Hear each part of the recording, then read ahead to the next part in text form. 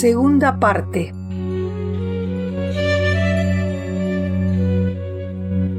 Kamala.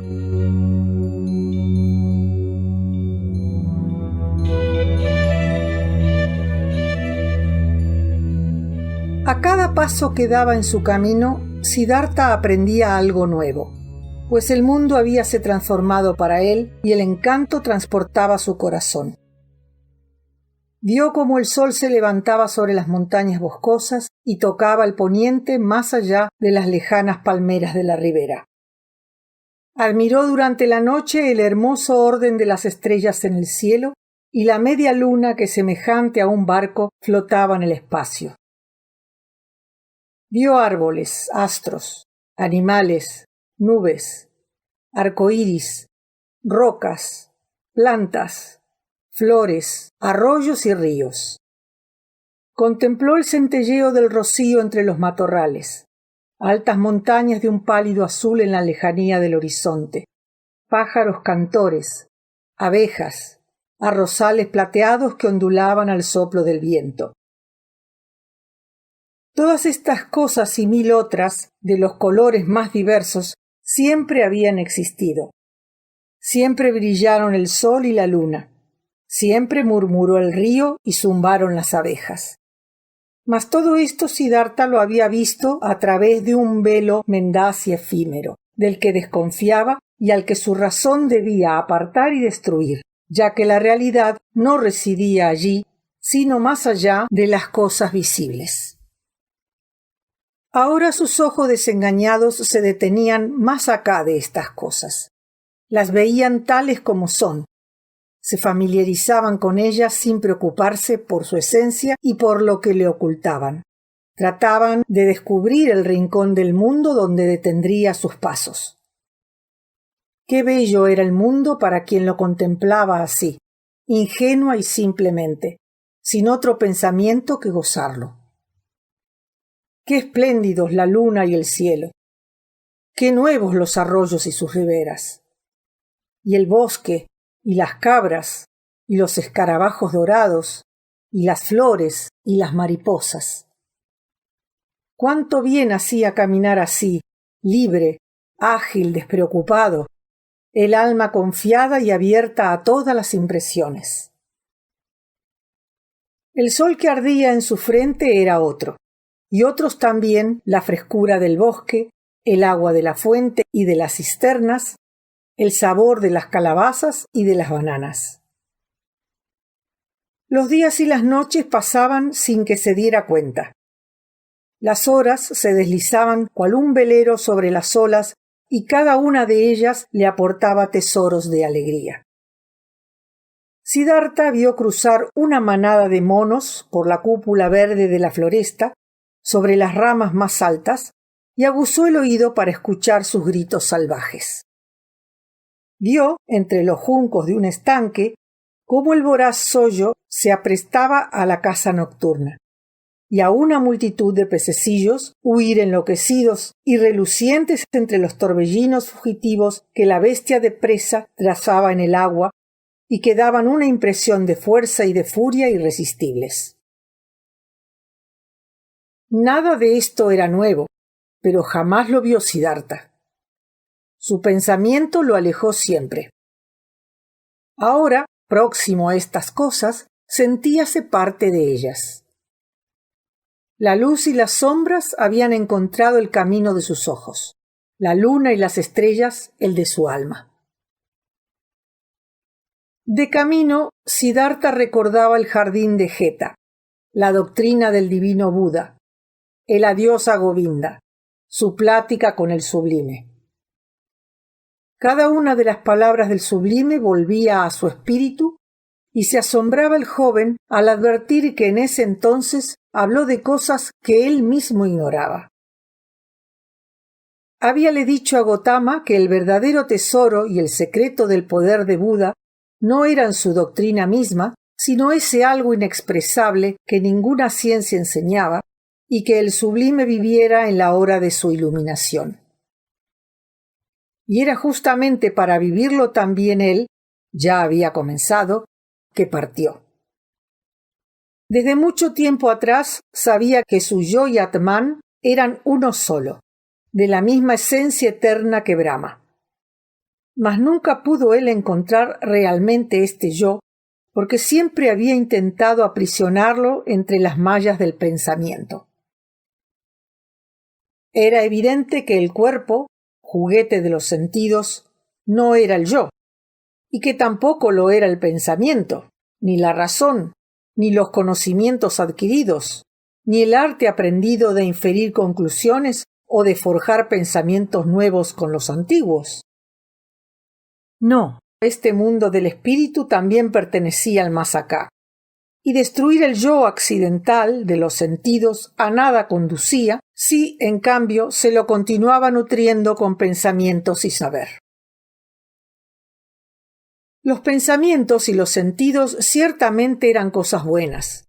Se los debía escuchar, sin hacerles excesivo caso o demasiado poco, y a través de ellos sorprender la secreta voz interior.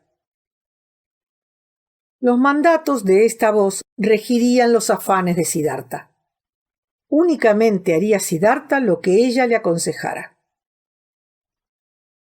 ¿Por qué un día, en aquella hora que las abarca todas, sentóse Gotama bajo el árbol y la iluminación vino a él? En su corazón habló una voz que le ordenaba ir y reposar allí, bajo ese árbol. Y no hubo de recurrir ni a mortificaciones, ni a sacrificios, ni a abluciones. Tampoco necesitó de la oración, de los ayunos, del sueño o de la ensoñación. Gotama solo obedeció a la voz.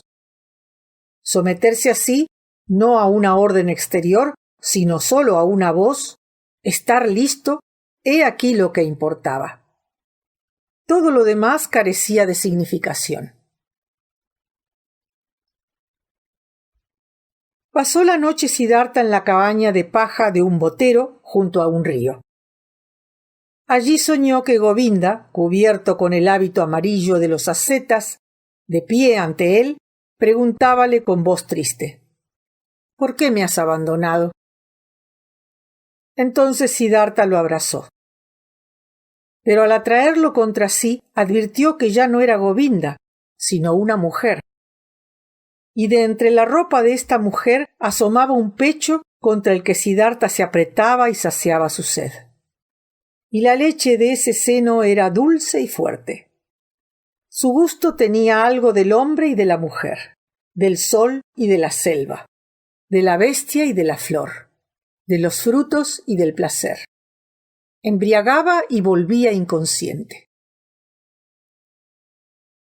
Cuando Siddhartha despertó, las pálidas aguas del río proyectaban débiles resplandores por la puerta de la cabaña, y en la selva resonaba, estridente y claro, el graznido tétrico del mochuelo.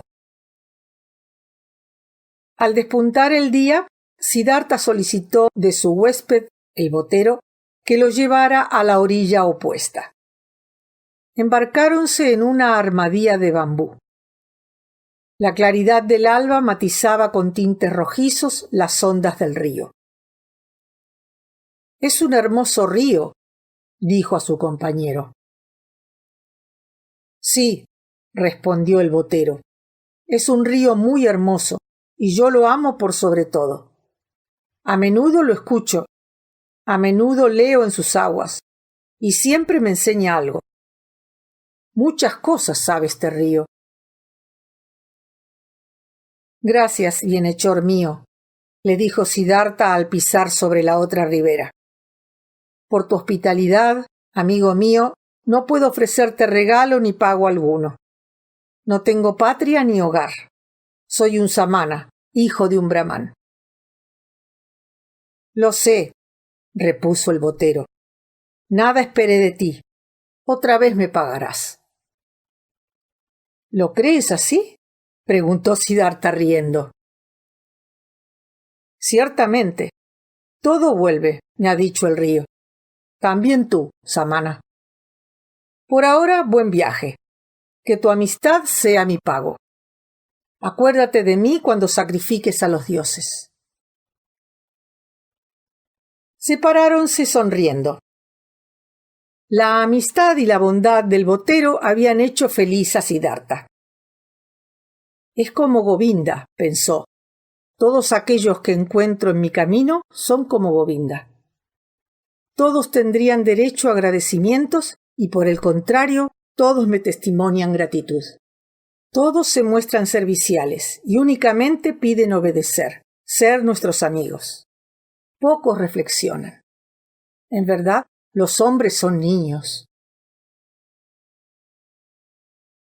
Hacia mediodía llegó a una aldea. En el camino, ante las cabañas, algunos niños correteaban entre el polvo, jugando con pepitas de calabazas y cáscaras. Gritaban y se pegaban, pero al ver al samana extranjero huyeron alarmados. En el extremo de la aldea, el camino conducía a un arroyo, a la vera del cual una mujer joven arrodillada lavaba ropa. Siddhartha la saludó. Levantó ella la cabeza y lo miró sonriendo, con una sonrisa en la que chispeaba el blanco de los ojos. A la usanza de los viajeros, llamó sobre ella la bendición del cielo y le preguntó si todavía era largo el trecho hasta la gran ciudad. Alzóse ella entonces y dio un paso hacia el joven. Su hermosa boca de labios húmedos brillaba en su rostro adolescente. Cambió algunas bromas con Siddhartha, le preguntó si ya había comido, si era verdad que los samanas dormían solos por la noche en la selva y les estaba prohibido tener mujeres consigo. Al mismo tiempo, apoyó su pie izquierdo sobre el derecho del joven, adoptando la pose provocadora de la mujer que invita al hombre a ese juego de amor que en los libros se llama trepar al árbol. Siddhartha sintió que su sangre se encendía toda en anhelos, y en ese preciso instante su sueño resurgió en su espíritu. Se inclinó lentamente hacia la mujer y besó su pezón moreno. Al mirarla vio un rostro lánguido y risueño, y en sus ojos entornados leyó el ansia que la consumía. Igual deseo abrazaba a Siddhartha y estremecía todas las fibras de su ser. Pero era esta la primera vez que se hallaba junto a una mujer y tuvo un momento de vacilación cuando por instinto ya se aprestaba a tomarla entre sus brazos. Y en ese segundo una voz escalofriante gritó en su alma diciendo no. Bruscamente se desvaneció el hechizo que emanaba del rostro sonriente de la mujer y en las pupilas de ella solo percibió el húmedo brillo de la hembra en celo. Acarició suavemente su mejilla, volvióse y con paso ágil desapareció en el bosque de bambúes, dejándola allí, temblorosa y decepcionada. Hacia la tarde del mismo día llegó a una gran ciudad y se sintió feliz, pues experimentaba la necesidad de ver gente.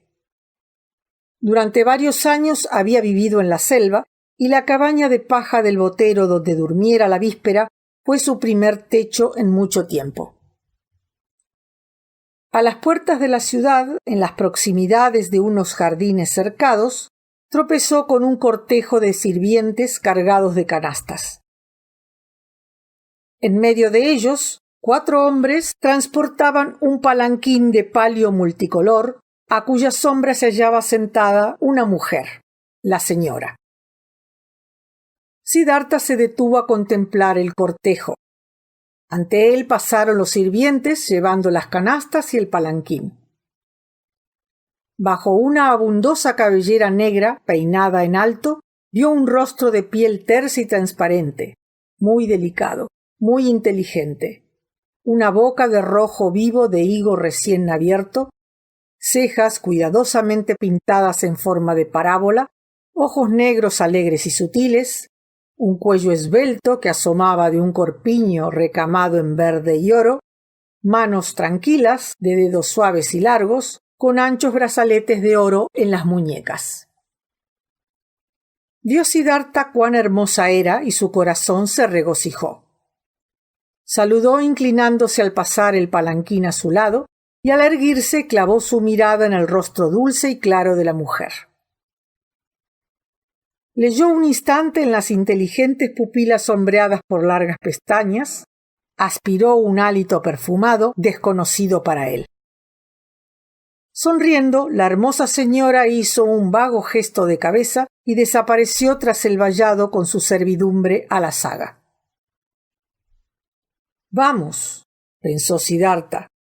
Por cierto que mi entrada en esta ciudad tiene lugar bajo gratos presagios. Sintió deseos de penetrar inmediatamente en el jardín, pero reflexionó y sólo entonces reparó en el desprecio y la desconfianza con que lo miraban los sirvientes. Se dijo: todavía soy un samana, un asceta, un mendigo, pero no lo seré siempre. No entraré así en este parque. Este pensamiento le hizo reír. A la primera persona que encontró en su camino le interrogó acerca del parque y de la dama. Supo que se trataba de Kamala, la célebre cortesana, y que además de esos jardines poseía una casa. Entró en la ciudad. Ahora tenía una meta, y sin perderla de vista, quiso primero saborear el encanto de la ciudad, impregnarse lentamente de él. Durante toda la tarde deambuló por el dédalo de callejuelas, se estacionó en las plazas, descansó en las escalas de piedra. Por la noche conoció a un barbero a quien viera trabajar a la sombra de una cúpula. Lo había encontrado orando en el templo de Vishnu y le relató la historia de Vishnu y de Lakshmi. Durmió a orillas del río, cerca de las embarcaciones, y al amanecer, antes de que los primeros clientes llegaran a la barbería, se hizo afeitar y cortar los cabellos. Luego se los peinaron y untaron con aceite fino. Después se bañó en el río. Cuando, al declinar la tarde, la hermosa Kamala llegó en su palanquín al parque, Siddhartha se hallaba a la entrada. Se inclinó y recibió el saludo de la cortesana. Enseguida llamó al último de los servidores y le pidió que comunicara a su señora que un joven samana deseaba hablarle. El servidor volvió al cabo de un instante y lo instó a seguirle. Silenciosamente lo introdujo en un pabellón donde Kamala yacía en un lecho de reposo y lo dejó solo con ella. ¿No eres tú el que ayer me saludó a la entrada de mi jardín?, preguntó la mujer. Sí, ayer te vi y te saludé. Pero ayer tu barba y tus cabellos estaban crecidos y sucios de tierra. Así es, nada escapa a tu mirada. Soy Siddhartha, hijo de un brahmán. Abandoné mi hogar para hacerme samana y lo fui por espacio de 3 años. Me aparté luego de esa senda y mis pasos me trajeron a esta ciudad. Tú eres la primera mujer que encontré a sus puertas y he venido a decirte, oh Kamala, que eres la única a quien Siddhartha habló de otro modo que con la mirada baja. Desde hoy jamás bajaré la vista frente a una mujer hermosa. Kamala sonrió jugueteando con su abanico de plumas de pavo real. ¿Y bien?, preguntó.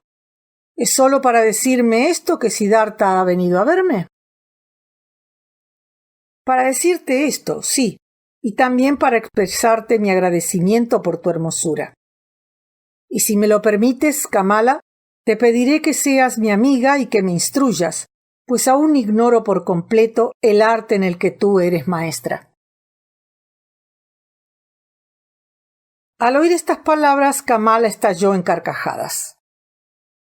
Es, por cierto, la primera vez, amigo mío, que un samana deja su selva y llega hasta mí para que lo instruya. Jamás me ocurrió recibir a un samana de largos cabellos que lleva por toda vestimenta un taparrabo raído. Muchos jóvenes vienen a verme, hijos de brahmanes algunos, pero visten ricamente y calzan finas sandalias. Sus cabellos están perfumados y sus bolsas bien provistas. Así son, amigo Samana, los jóvenes que yo recibo. Siddhartha dijo: ya me has enseñado algo. También ayer aprendí una cosa. Me deshice de mi barba, peiné mis cabellos y los unté con óleo. Lo que todavía me falta, oh mujer deliciosa, es poco. Bellos vestidos, calzado fino, dinero en mi bolsa. Sabes que Siddhartha intentó cosas más arduas que esta y que siempre triunfó. ¿Cómo no habría de lograr lo que ayer se propuso? Ser tu amigo y aprender las alegrías del amor. Verás, Kamala, cuán dócil seré. Y he aprendido cosas mucho más difíciles que las que tú me enseñarás. Entonces, ¿no te basta Siddhartha en su estado actual? Con sus cabellos aceitados pero sin vestidos, sin calzado y sin dinero. Kamala respondió entre risas: no, mi querido, no me basta. Es necesario que tengas lindos vestidos y zapatos, mucho dinero en tu bolsa y regalos para Kamala. Ya lo sabes, Samana de la selva. ¿No lo olvidarás?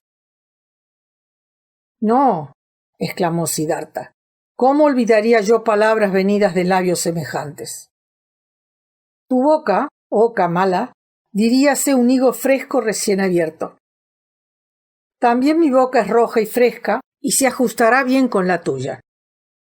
Mas dime, bella Kamala, ¿no temes al Samana de la selva que ha venido a ti porque le enseñes el amor? ¿Por qué tendría yo miedo de un Samana, de un estúpido Samana de la selva cuya única compañía han sido los chacales y que ni siquiera sabe lo que es una mujer? Oh, el Samana es fuerte, nada lo amedrenta. Podría forzarte, hermosa mujer, podría raptarte, podría hacerte mal. No, Samana, no es esto lo que yo temo. ¿Acaso un Samana o un Brahman recelan jamás que se los asalte a fin de arrebatarle su ciencia, su piedad, sus pensamientos profundos? No, pues son parte de sí mismo y solo hace don de ellos a quien le place. Igual ocurre con Kamala y los placeres del amor. La boca de Kamala es bella y encarnada, pero trata de besarla contra su voluntad, y de esta boca que sabe prodigar delicias no sorberás la menor dulzura. Tú deseas aprender, Siddhartha. Y bien, aprende aún esto. El amor puede mendigarse, comprarse, darse, recogerse en la calle, pero no se roba. Mal camino es el que piensas emprender. No, en verdad sería lamentable que un hermoso joven como tú empezara tan mal. Siddhartha se inclinó sonriendo. Tienes razón, Kamala. Sería lamentable, muy lamentable. No, nadie dirá que perdí una gota de las mieles de tu boca, ni tú de la mía. Entendido. Siddhartha volverá cuando tenga lo que aún le falta: vestidos, calzado y dinero. Pero dime, dulce Kamala, ¿podrías darme todavía un consejo? ¿Un consejo? ¿Por qué no?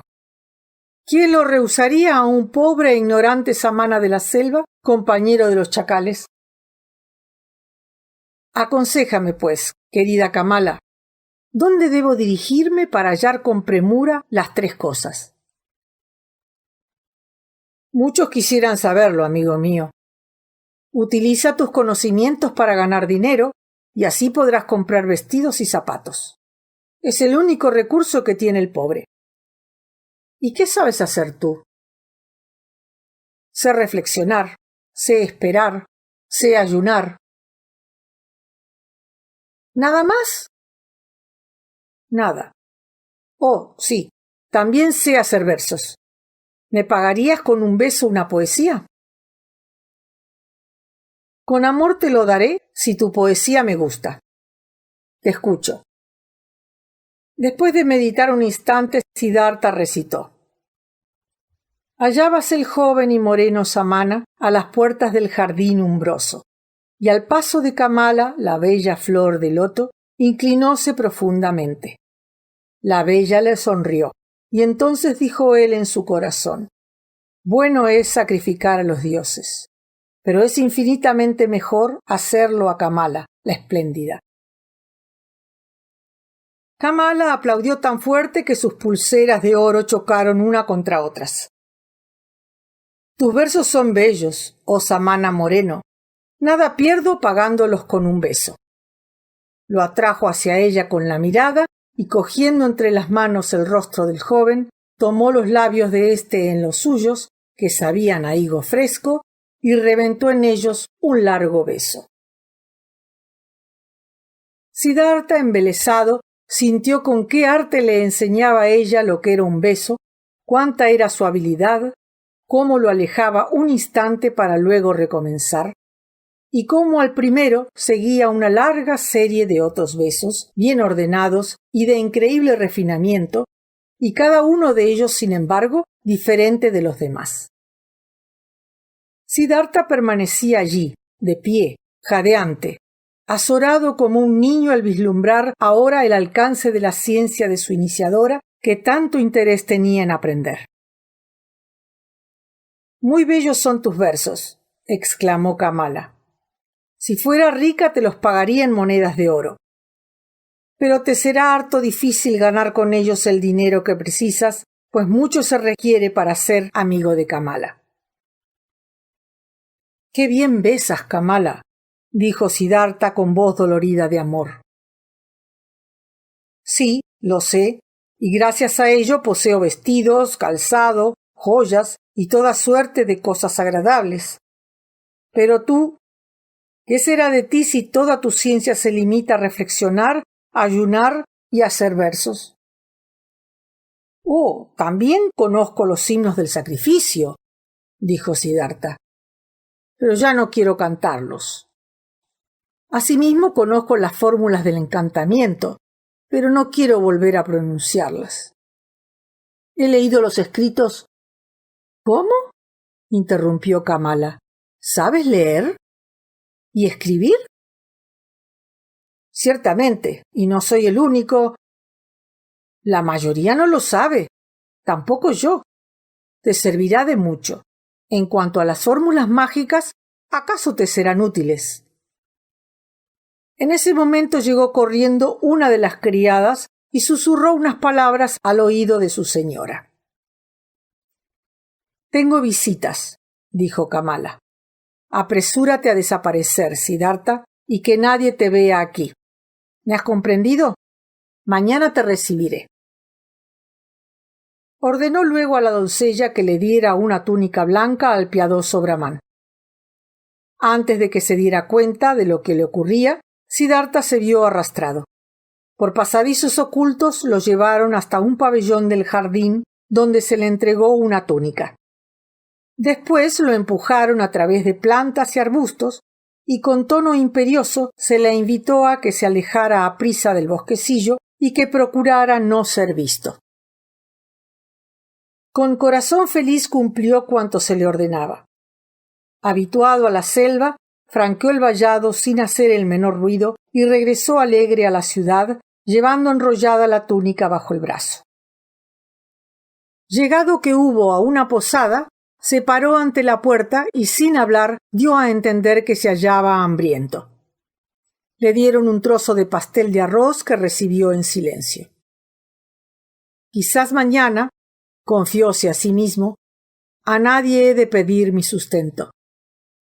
Pero de improviso un sentimiento de orgullo vibró en él. Ya no era Samana.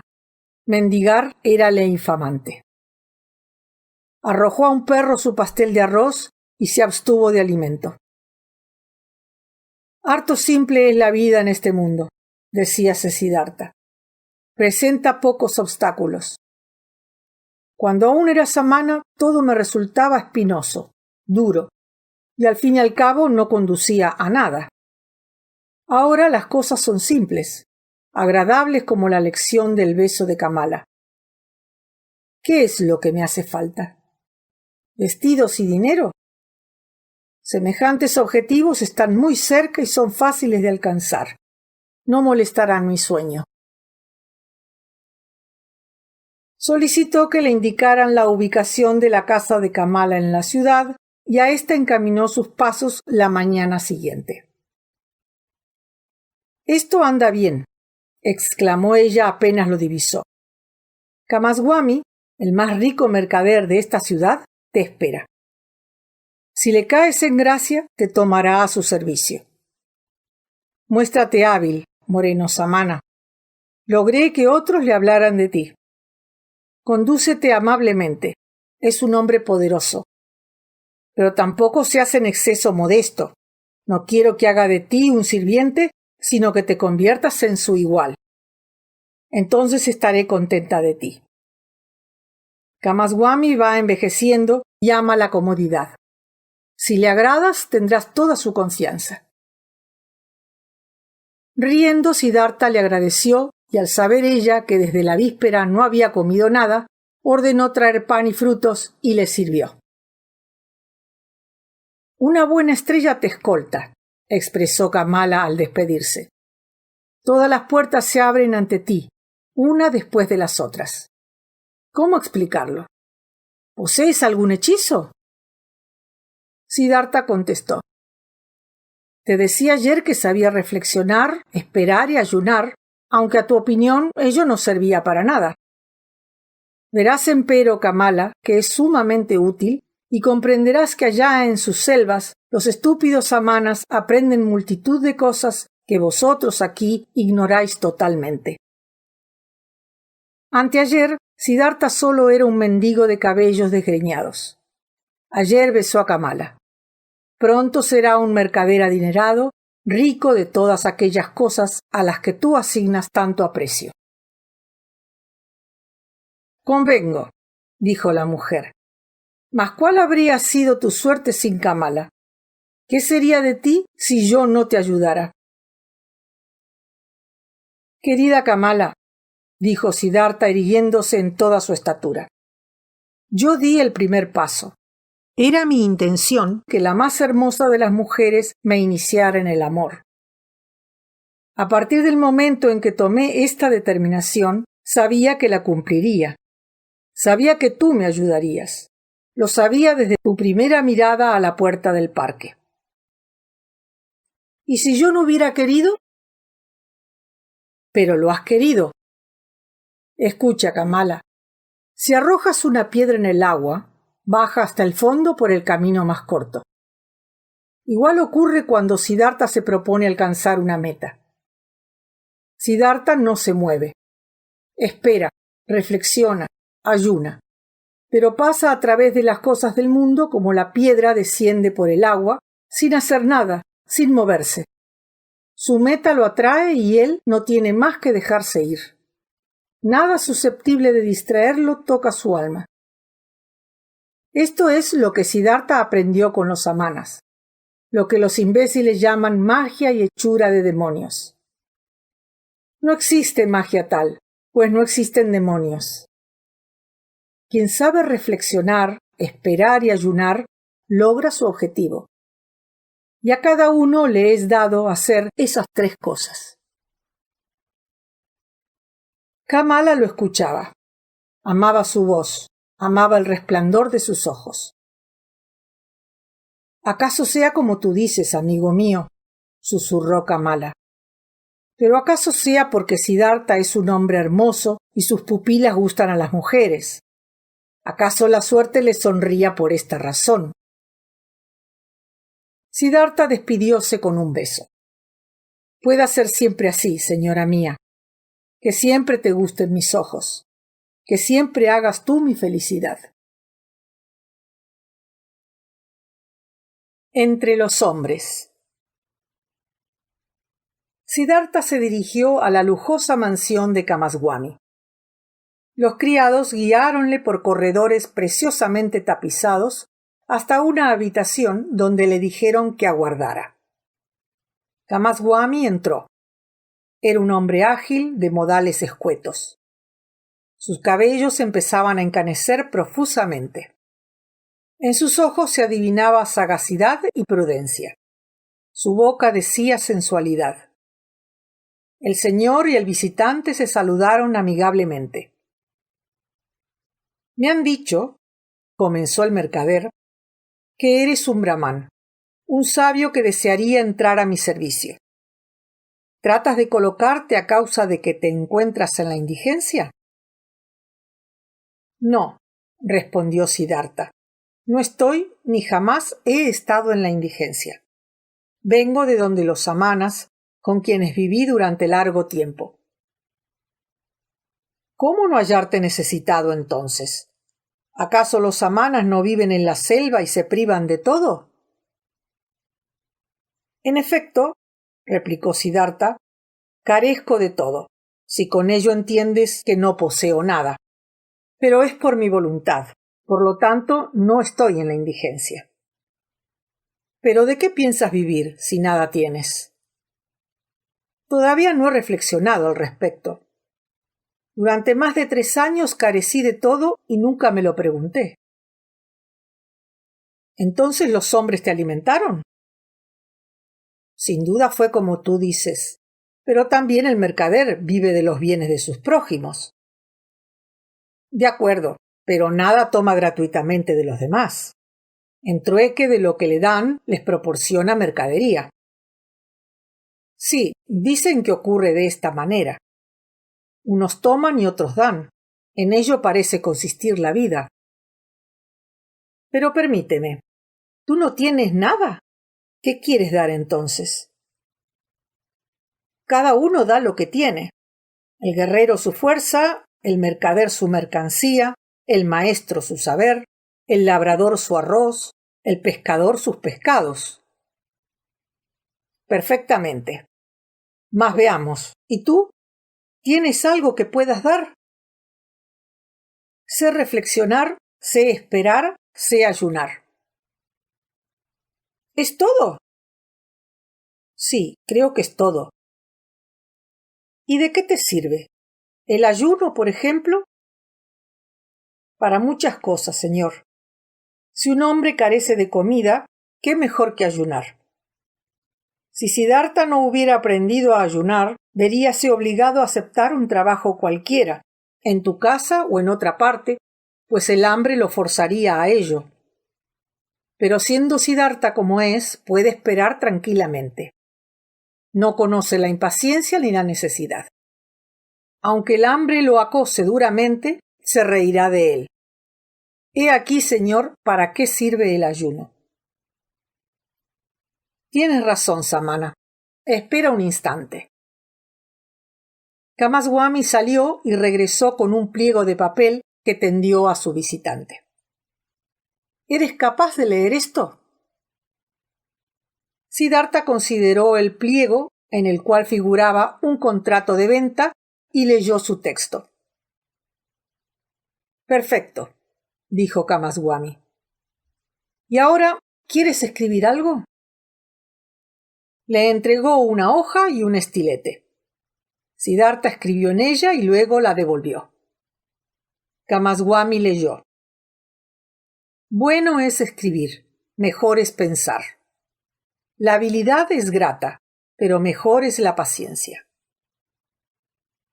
Escribes muy bien, elogióle el mercader. Hemos de conversar acerca de muchas cosas todavía, pero hoy desearía que fueras mi huésped y permanecieras en esta casa. Siddhartha aceptó y le agradeció. A partir de ese día habitó en la mansión de Kamaswami. Trajéronle vestidos y calzado. Cada mañana un criado le preparaba su baño. Diariamente servíanse 2 copiosas comidas, pero Siddhartha únicamente comía una vez y jamás carne. Tampoco bebía vino. Kamaswami le hablaba de sus negocios, le mostraba sus mercaderías, facturas. Así aprendió Siddhartha muchas cosas. Escuchaba atento y hablaba poco. Siguiendo la recomendación de Kamala, nunca se subordinó al mercader. Lo obligó a tratarle como a un igual y hasta como algo más. Kamaswami ocupábase de sus negocios con cuidado y a menudo hasta con pasión. Por el contrario, Siddhartha consideraba todo esto como un juego, cuyas reglas se esforzaba por aprender con exactitud, pero que en el fondo lo dejaba completamente frío. Al poco tiempo ya intervenía en los negocios en forma directa. Pero todos los días reuníase con la hermosa Kamala a la hora que ella le indicaba. Adornábase con sus mejores y más finos trajes y sandalias. Pronto comenzó a llevarle regalos. Mucho fue lo que la pequeña e inteligente boca roja y la mano suave y diestra de la cortesana le enseñaron. En amor era el joven ignorante a la par de un niño, y gustoso de precipitarse ciegamente en los deleites de los sentidos como en agua sin fondo. Le enseñó Kamala a no tomar un placer sin devolver otro, que cada gesto, cada caricia, cada contacto, cada mirada debían tener su razón, y que un secreto peculiar, cuyo descubrimiento significaba una alegría para quien poseía el arte de descubrirlo, se escondía en los más pequeños rincones del cuerpo. También aprendió Siddhartha que después de cada fiesta de amor, los amantes no debían separarse sin haberse admirado mutuamente con la impresión de haber sido vencidos en la misma medida en que vencían, y que por sobre todo no se debía suscitar en la pareja ese desagradable sentimiento de saciedad desmedida y de abandono que pudiera hacer creer en un abuso por parte de uno o de otro. Innúmeras horas de encanto pasó así el joven junto a la hermosa y sagaz cortesana, cuyo alumno, amante y amigo era a la vez. En esta intimidad residían para él todo el valor y todo el sentido de su vida, no en el comercio de Kamaswami. El mercader le encargó su correspondencia y los contratos importantes y discutía con él todos los negocios serios. Pronto dióse cuenta que Siddhartha no entendía mucho de arroz, lana, navegación o permutas, pero que tenía la mano feliz y que le era muy superior en calma y sangre fría, así como en el arte de escuchar y de leer el pensamiento de los demás. Este brahmán, confiábale a un amigo, no es lo que suele llamarse un mercader. Nunca lo será. No pone la menor pasión en los negocios, mas es uno de aquellos hombres que poseen el secreto del éxito, sea porque ha nacido bajo buena estrella o porque dispone de un hechizo o de alguna otra cosa que le enseñaron los amanas. Para él, los negocios solo representan una diversión. Jamás penetra cabalmente en su sentido, jamás le preocupa ni teme un fracaso. Una pérdida, por cuantiosa que sea, lo deja por completo indiferente. El amigo aconsejó entonces al mercader: pues acuérdale una tercera parte de las ganancias, pero hazle soportar las pérdidas en la misma proporción. ¿Acaso de este modo logres más interés de su parte? Kamaswami siguió el consejo, pero no consiguió que Siddhartha se tornara un ápice más fervoroso. Si los negocios arrojaban ganancias, las aceptaba. Si se trataba de pérdidas, reíase de ellas, contentándose con decir: «Caramba, nos ha ido mal». En efecto, parecía que en nada le concernía la marcha de los negocios. En cierta ocasión trasladóse a una aldea a fin de comprar una gran cosecha de arroz. Al llegar, ésta ya había sido adquirida por otro mercader. Siddhartha, sin embargo, quedóse varios días en la aldea, obsequió a los campesinos, regaló a sus niños monedas de cobre, asistió a un matrimonio y regresó muy contento. Kamaswami le reprochó no haber vuelto enseguida y haber perdido su tiempo y su dinero.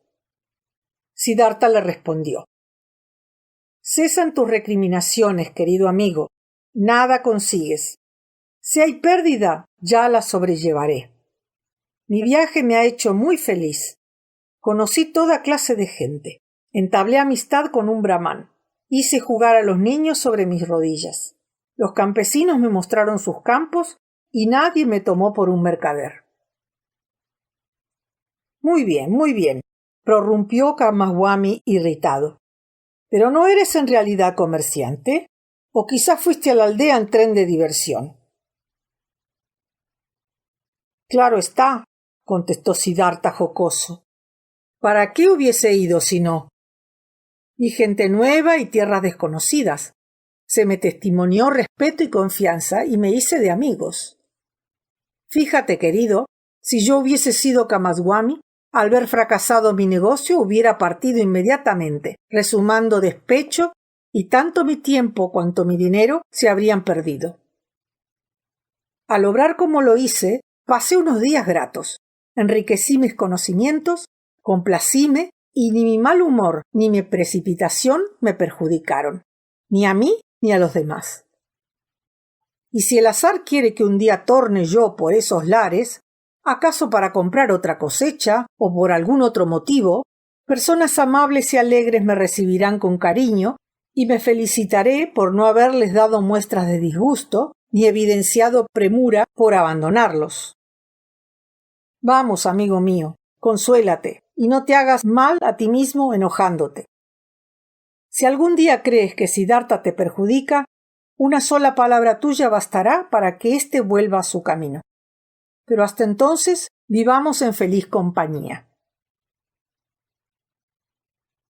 En vano fue que el mercader tratase de convencer a Siddhartha de que, al fin de cuentas, era su pan, el de él, Khamaswami, que comía. Siddhartha pretendía comer su propio pan, o más bien que ambos comían el pan de los demás, el de todos. Jamás Siddhartha prestaba oídos a las quejas de Khamaswami, al que constantemente asaltaban muchos resquemores. Si un negocio en curso amenazaba ir mal, se perdía un envío de mercaderías o un deudor parecía no poder pagar, nunca Khamaswami lograba persuadir a su socio de que por ello fuese útil desahogarse en palabras de arrepentimiento o cólera, fruncir las cejas y perder el sueño. Cierta vez que Khamaswami le observó que cuanto sabía se lo debía a él, Siddhartha respondió: ¿Quieres burlarte de mí reclamándome semejantes tonterías? Tú me informaste acerca del precio de una canasta de pescado y qué intereses cabe exigir por el dinero prestado. A ello se reduce toda tu ciencia. No eres tú quien me enseñó a pensar, mi buen Khamaswami. En cambio, tú sí que podrías aprenderlo de mí. Indudablemente sus pensamientos no estaban en el comercio, pero algo bueno le proporcionaba éste: dinero para Kamala y aún mucho más del que necesitaba. Por otra parte, Siddhartha casi no se interesaba más que en aquellas personas cuyos negocios, profesión, preocupaciones, diversiones y locuras le fueran en días lejanos por completo extraños, y con los cuales ni siquiera había soñado jamás. No obstante su gran facilidad para hablar con unos y otros, vivir con ellos y sacarles provecho, percibía en sí mismo algo que lo alejaba, y este algo era su antigua condición de samana. Veía a los hombres como niños o animales que se abandonaban a la vida, que se dejaban vivir, y esto motivábale placer y desprecio a la vez. Veíalos atormentarse, sufrir y envejecer por alcanzar cosas que en su opinión carecían de valor: dinero, un pobre y mezquino placer, escasos honores. Veíalos pelearse, insultarse. Escuchaba cómo se quejaban de dolores que hubieran hecho sonreír a un samana y sufrir por privaciones en las que un samana ni siquiera repararía. Siddhartha era accesible a todo y a todos. El vendedor que le ofrecía tela, el cliente, el endeudado que buscaba un préstamo, el mendigo que durante una hora le relataba la historia de su pobreza, insignificante parangonada con la de un samana, a todos acogía amablemente y expresaba su bienvenida. No trataba mejor al rico mercader extranjero que al sirviente que lo afeitaba, o al pequeño frutero ambulante que le estafaba al venderle bananas. Si Kamaswami llegaba para contarle sus preocupaciones o hacerle reproches a propósito de un negocio, lo escuchaba con expresión curiosa y regocijada. Le comunicaba su asombro, trataba de comprenderlo, le daba algo de razón, justo lo suficiente para no contrariarlo. Luego volvíase hacia el primero que deseaba hablarle. Muchísimas personas acudían a él. Para engañarlo algunos, otros a fin de sonsacarle, otros para implorarle piedad, otros para pedirle su consejo. Y Siddhartha les asesoraba, se compadecía de ellos, les hacía regalos, a veces simulaba dejarse engañar. Y todo este juego que apasiona a los hombres llenaba su pensar como antaño los dioses y Brahma. De tiempo en tiempo sentía, muy en la hondura de su pecho, una voz débil y semejante a la de un moribundo que le prevenía suavemente, tan suavemente que apenas la distinguía. Entonces, por espacio de una hora, su conciencia le recriminaba su vida extravagante y el ocuparse en cosas indignas. Sin duda tenía momentos de buen humor, de alegría inclusive, mas veíase forzado a reconocer que la vida verdadera, se deslizaba a su lado sin rozarle. Jugaba con sus negocios y con las personas de su medio, como un jugador con los bolos. Seguíalos con la mirada y esto lo divertía, aunque sin tocar su corazón o la fuente de su alma, que escurriéndose, invisible, iba a perderse en alguna parte, bien lejos de su vida. Estos pensamientos lo asustaban a veces, y entonces hacía votos porque también a él le fuera posible apasionarse, porque pudiera poner un poco de sí en tales puerilidades, a fin de vivir realmente, de actuar realmente y de gozar con plenitud, en lugar de mantenerse a la distancia y ser solo un espectador. Todo esto no la impedía visitar diariamente a la bella Kamala, quien le enseñaba el arte del amor y lo ejercitaba en el culto del placer, donde más que en cualquier otro, dar y recibir son una sola y única cosa. Conversaba con ella, se instruía, le daba consejos y a su vez los recibía. Kamala lo comprendía mejor que antiguamente Govinda. Muchas más afinidades existían entre ambos amantes. Un día Siddhartha le dijo: «Tú, Kamala, eres como yo. Tú no te pareces a la mayoría de las criaturas. Eres Kamala y nada más. Y en ti hay un asilo de paz donde a tu grado puedes refugiarte. También a mí me es dado hacerlo. Pocos son los hombres que poseen este recurso, y sin embargo todos podrían hacerlo. No todos los hombres son inteligentes», dijo Kamala. «No», respondió Siddhartha, «no se trata de inteligencia. Kamaswami lo es tanto como yo, empero ningún refugio halla en su alma. Otros, en cambio, que en punto a inteligencia no son más que niños pequeños, disfrutan de él. Casi todas las criaturas, oh Kamala, se asemejan a la hoja que, al caer, se arremolina en el aire, vuela y zozobra en todas direcciones antes de arrastrarse por el suelo. Por el contrario, algunas, las menos, son similares a estrellas. Siguen una ruta fija, ninguna borrasca las desvía. En sí mismas llevan sus leyes singulares. Entre todos los sabios y samanas que conocí, solo existe uno de esta clase, un ser perfecto, cuyo recuerdo jamás se me borrará. Es Gotama, el sublime, el creador de la doctrina que tú conoces. Millares de jóvenes lo escuchan a diario y hora tras hora tratan de obedecer sus preceptos. Pero todos son como esas hojas que caen.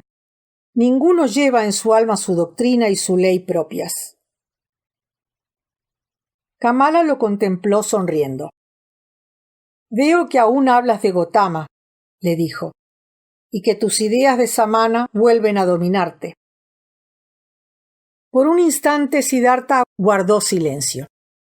Después se entregaron a un juego de amor, uno de los 30 o 40 juegos distintos que conocía Kamala. El cuerpo joven de Siddhartha era ágil como el del jaguar y flexible como el arco del cazador, y aquel a quien Kamala leccionara en el amor podía jactarse de conocer sus más misteriosos atractivos. Durante largo tiempo jugó con Siddhartha. Tan pronto lo atraía hacia ella seduciéndolo, tan pronto lo rechazaba para volver enseguida a provocarlo. Lo detenía en sus impulsos, lo domaba, lo envolvía con su cuerpo, contenta de los progresos de su alumno. Y el juego continuaba hasta que el joven cayera extenuado a su lado. Entonces Kamala se inclinaba sobre él y contemplaba tiernamente su rostro y sus ojos agotados. De todos los hombres que he conocido, decíale pensativa, eres tú quien mejor ama. Eres el más vigoroso, el más ágil, el más dócil. Has aprovechado bien mis lecciones, Siddhartha. Dentro de algunos años he de tener un hijo tuyo. Sin embargo, querido mío, en el fondo sigues Samana. No me amas. Tú no amas a nadie, ¿no es así? Es posible, dijo Siddhartha con voz fatigada. Yo soy como tú. Tampoco tú amas. De otro modo, ¿cómo podrías hacer del amor un arte? ¿Acaso el amar sea imposible para seres como nosotros? Otros hombres lo pueden, y este es su secreto. Samsara. Durante largo tiempo, Siddhartha vivió la vida del mundo y de los placeres, pero sin entregarse a ella. Sus sentidos, que casi mataran los años de dura existencia con los samanas, despertaron. Saboreó la riqueza, la voluptuosidad, el poder. No obstante, como la sutil Kamala lo adivinara exactamente, había permanecido Samana en su corazón. El arte de pensar, de esperar y de ayunar continuaba rigiendo su vida. Los seres humanos entre quienes vivía le eran tan extraños como él mismo lo era para ellos. Los años pasaban. Envuelto en la molicie de esta existencia, Siddhartha casi no reparaba en ello. Rico desde largo tiempo atrás, poseía también una casa, criados y un parque en las afueras de la ciudad, a orillas del río.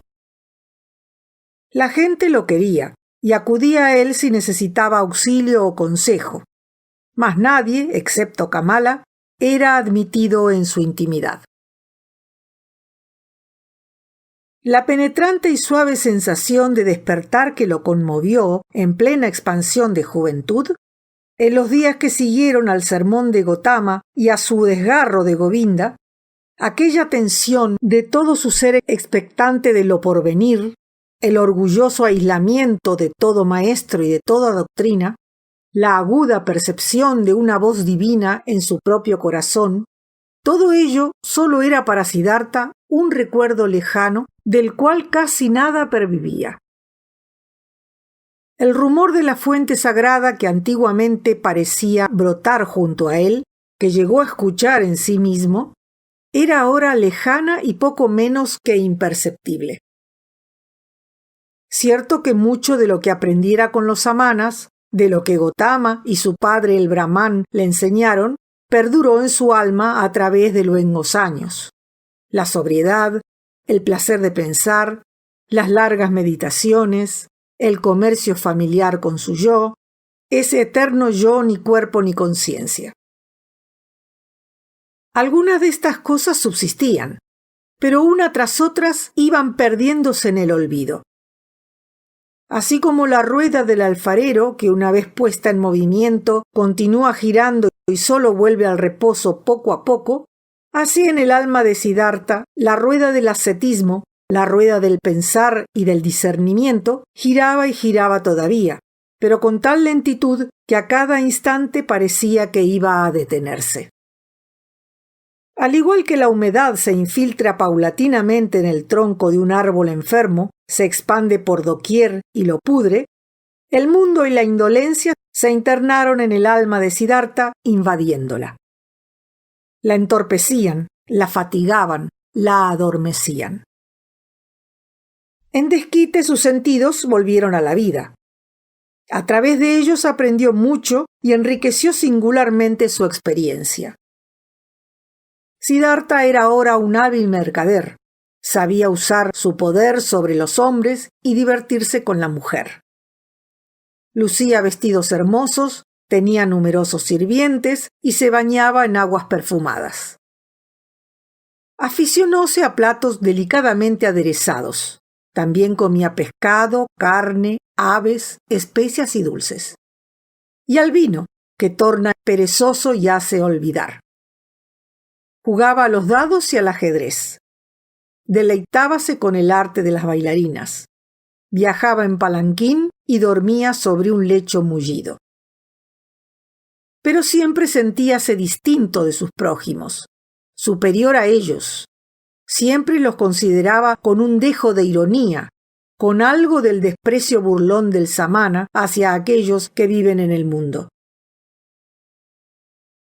Cuando Kamaswami se hallaba indispuesto, de mal humor, ofendido o atormentado por preocupaciones comerciales, Siddhartha lo contemplaba con un aire de desdeñosa piedad. No fue sino muy lenta e insensiblemente, a medida que transcurrían la estación de las cosechas y la de las lluvias, que su ironía comenzó a fatigarse y a embotarse el sentimiento de superioridad del que blasonaba. También fue muy despacio que Siddhartha, en medio de sus riquezas en constante aumento, asimiló algo de los modos de los demás hombres, de su puerilidad y de su pusilanimidad. Empero los envidiaba, y su envidia crecía a medida que se les asemejaba más. La importancia que atribuían a su existencia, la pasión que ponían en sus placeres y en sus penas, la felicidad ansiosa pero dulce que encontraban en sus eternos afanes amorosos, todo esto faltaba en él por completo. Los hombres se apegaban cada vez más a sí mismos, a sus mujeres y a sus niños, al honor o al dinero, a sus proyectos o a sus esperanzas. Y justamente esto, la alegría ingenua, la locura inocente de los hombres, resultábale imposible. Únicamente apropióse de aquello que los volvía feos y que despreciaba sobremanera. Ocurríale cada vez con más frecuencia que después de haber pasado una velada en sociedad, por la mañana yaciera largo rato en el lecho, embotado y fatigado. En ocasiones, la ira y la impaciencia se enseñoreaban de él cuando Kamaswami lo aburría con sus quejas. A veces reía desaforadamente al perder en el juego de dados. Aunque raramente sonreía, su expresión seguía siendo más inteligente y espiritual que la de los otros, pero paulatinamente iba enmascarándose con rasgos semejantes a los de cierta gente acaudalada cuyo aspecto traiciona el descontento, la naturaleza enfermiza, el humor melancólico, la indolencia, el hastío. El mal que corroe el alma de los ricos lo ganaba poco a poco. Lentamente, cual tenue velo de bruma, la fatiga envolvía a Siddhartha. Y cada día el velo se espesaba más, cada mes era más sombrío, cada año más pesado.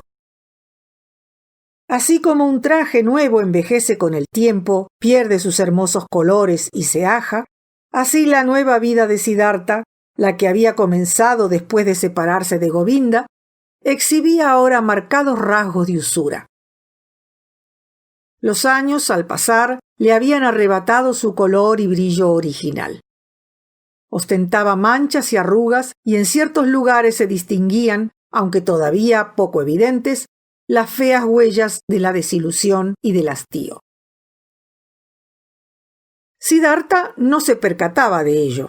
Solo sabía que aquella voz interior, que antiguamente resonaba tan plena y nítida y que fuera el mentor de sus días más bellos, había enmudecido. El placer, la codicia, la indolencia y por fin aquel vicio que entre todos los del mundo siempre le pareció el más abominable y que en todo momento odió y ridiculizó, la avaricia, se adueñaron de él. La necesidad de poseer, el amor de las riquezas terminaron subyugándolo. Ya no representaban para él un juego y una futilidad como antes, sino una cadena, un fardo. La atracción singular y pérfida que sobre él ejercía el juego habíalo convertido en el esclavo de este otro vicio despreciable. Así ocurría desde que en su fuero interno cesó de ser samana. Sonriendo y sin otro pensamiento que el de imitar a los hombres, jugó por dinero y joyas. Mas poco a poco el juego trocóse en necesidad, en pasión siempre en aumento. Llegó a adquirir reputación de jugador temible y sus apuestas eran tan elevadas y audaces que muy pocos osaban enfrentarlo. La miseria de su corazón lo impelía a jugar. Experimentaba una alegría angustiada de cólera al derrochar su miserable dinero, pues creía que este era el mejor modo de demostrar, con mayor evidencia e ironía, todo el desprecio que le inspiraba la riqueza, ídolo de los mercaderes. Jugaba a lo grande y sin contemplación, odiándose y burlándose de sí mismo. Ganó miles y perdió otros tantos. En cierta ocasión perdió todo su dinero, sus joyas y su casa de campo. Los recuperó y volvió a perderlos. Constantemente se esforzaba por renovar la pavorosa intensidad de la angustia que le oprimía el corazón al arrojar los dados en un tiro decisivo, pues sólo en esta sensación encontraba algo parecido todavía a un placer, a una borrachera, el estimulante necesario para salir de su embotada y tibia existencia de hombre hastiado. Y a cada fuerte pérdida pensaba en nuevos medios de enriquecerse, se ocupaba con mayor actividad en su comercio, perseguía más inclementemente a sus deudores. Quería seguir jugando, jugar siempre, continuar arrojando el dinero y mostrar así todo su desdén. Pero pronto dejó de ser indiferente a los quebrantos. Perdió la paciencia con quienes le pagaban mal, perdió toda compasión hacia los mendigos, perdió toda disposición a dar dinero o prestarlo a los pobres. Él, que en una jugada perdía sumas locas y reía de ello, volvióse sumamente severo y quisquilloso en su comercio. Hasta le ocurría que por la noche soñara con dinero. Cada vez que se arrancaba a este repugnante hechizo, cada vez que al mirarse en el espejo de su cuarto se veía envejecido y feo, la vergüenza y el asco de sí mismo lo invadían y volvía a entregarse al placer escabroso de un nuevo juego de azar. Se abismaba en la lujuria, se aturdía en el vino. Luego se recuperaba, para ceder una vez más a su necesidad de ganar dinero, de almacenar nuevas riquezas.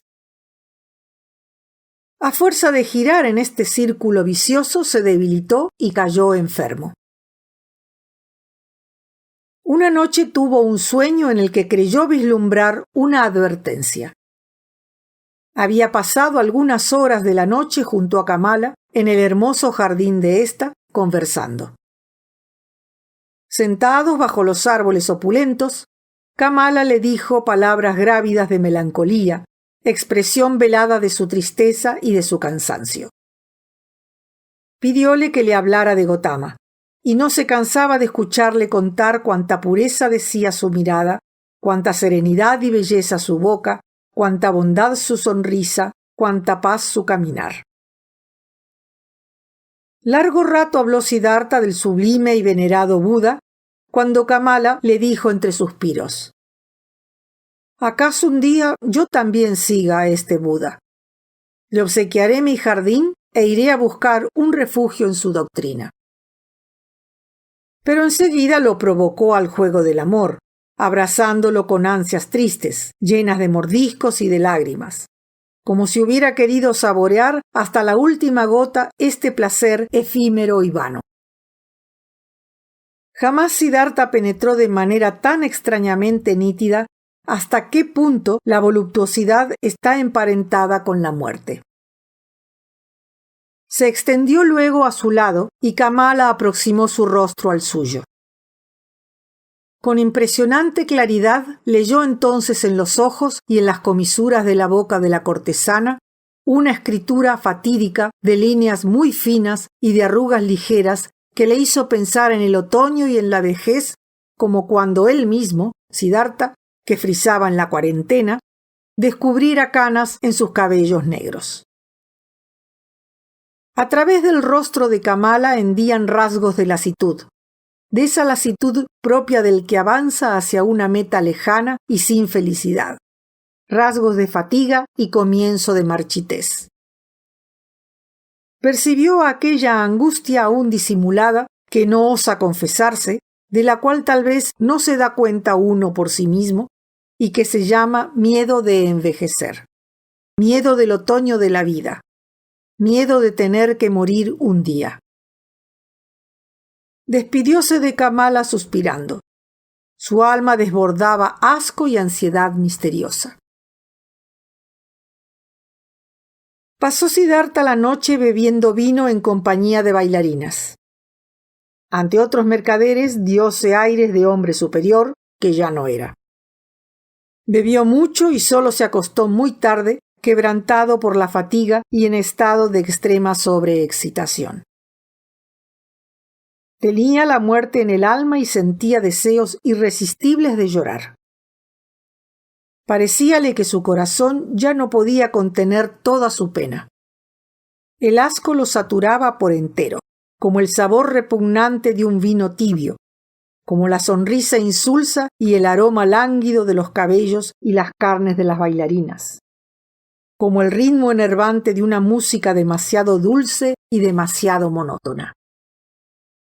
Pero más que todo lo desalentaba su propia persona, sus cabellos perfumados, el olor de vino que exhalaba su boca, el abatimiento y el malestar que lo aplastaban.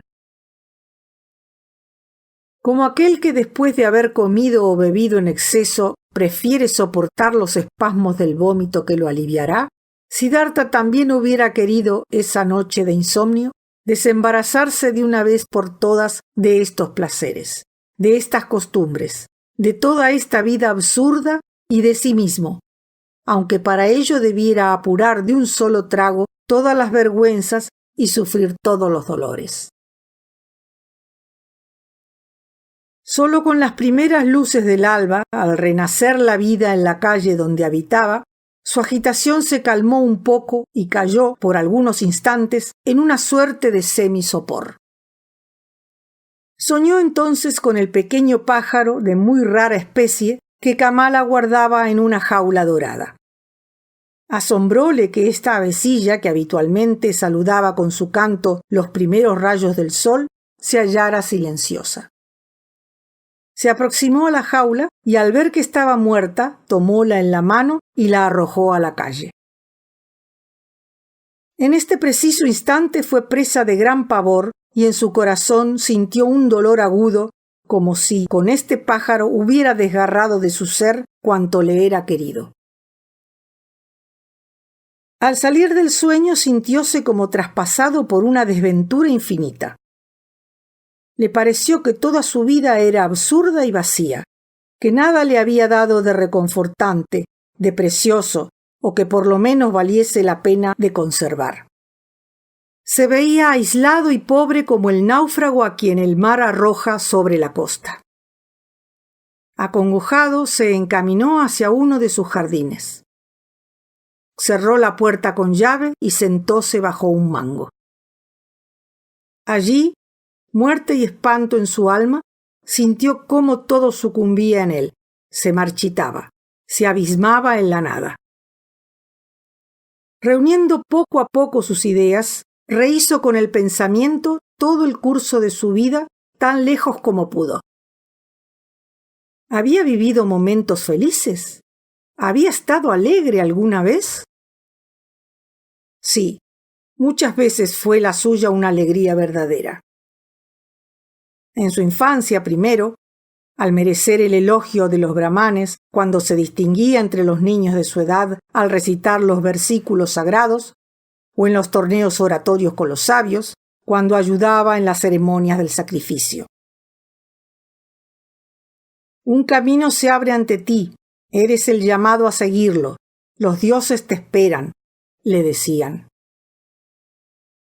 Más tarde, en su juventud, cuando su pensamiento de objetivos más fugaces y elevados lo destacara entre los otros concurrentes, cuando torturaba el espíritu a fin de penetrar en el verdadero sentido de Brahma, cuando todo conocimiento adquirido solo aumentaba su sed de ciencia.